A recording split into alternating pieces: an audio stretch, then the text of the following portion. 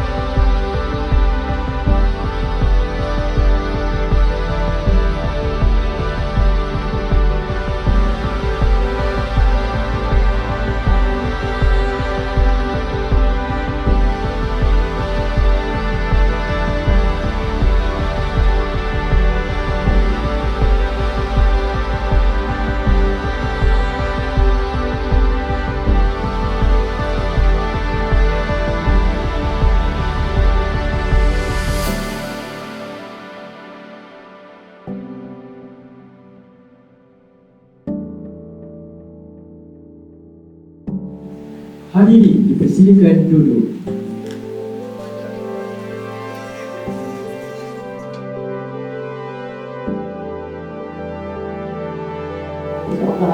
Alhamdulillah hari ini kita dapat menyambungkan hasrat tersebut ya. Alhamdulillah Tuan Haji dapat bersama. Dan juga sebenarnya saya dah lancar lama masa MSc dulu. Tapi sebab Tuan Haji, kesibukan Tuan Haji dan kemudian Tuan Haji ada akhir kata, saya sekali lagi mengucapkan setinggi-tinggi terima kasih kepada Tuan Haji Azman bin Abdul Kadir kerana sudi merasmikan Pusat Sumber Sekolah Zakbar pada hari ini. Semoga dengan keberkatan majlis ini, Pusat Sumber Zakbar akan terus melahirkan warga sekolah yang berilmu, berakhlak mulia dan berdaya saing di pesada global. Sekian, wabillahi taufiq wal hidayah. Wassalamualaikum warahmatullahi wabarakatuh.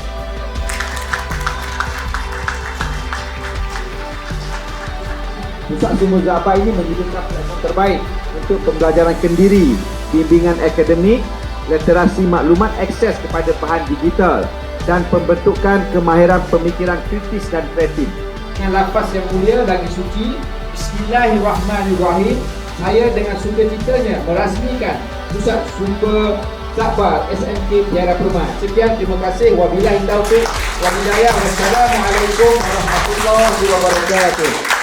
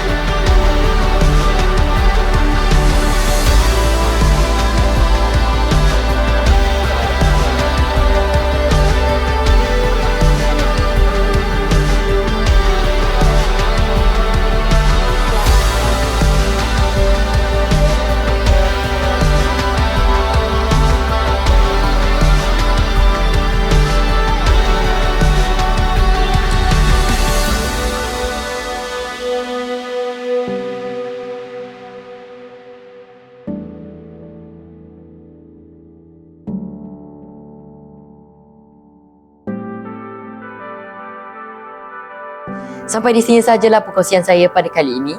Saya wartawan Putera Aish mewakili TVPS Setiara. Jangan lupa like, share dan subscribe YouTube TVPS Setiara. Setiara sentiasa juara.